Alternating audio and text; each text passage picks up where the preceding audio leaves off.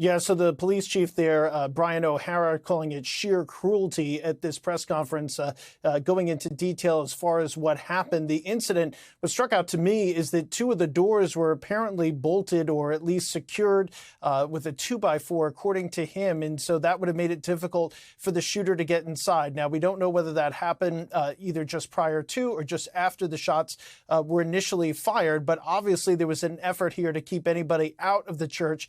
And yet this individual was still able to kill an 8-year-old and a 10-year-old, firing through the windows, saying that he used all three weapons, a rifle, presumably a semi-automatic rifle, a shotgun, and a pistol were all used throughout the shooting. Not clear what he used to specifically initially fire upon those students who, as we've been reporting, were sitting in their pews as part of their first week of school and celebrating Mass as part of that first week of school.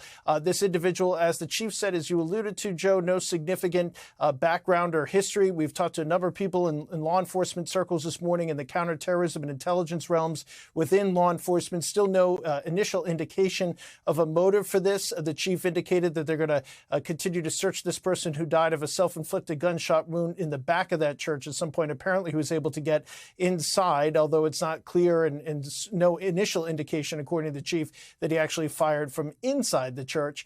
But this individual, they're going to search him, see if there's any information on him. He kind of alluded to that could help out with motive here. There was a vehicle that was left behind on school grounds, on the church grounds, that they're going to search, as well as the chief alluded to some other searches that would be taking place, presumably this individual's residence and background. He was asked about the weapons and whether or not this individual was lawfully allowed to carry these weapons. He did note that there was no significant criminal history. I'll translate that out of law enforcement to plain speak. That typically means no significant felonies, which would perhaps make it difficult for this individual to have obtained these weapons or continue to hold them. But as we've seen so often, Joe, in so many shootings, whether the laws are in place or they're not, typically, obviously, somebody that's going to do that is not going to follow the law.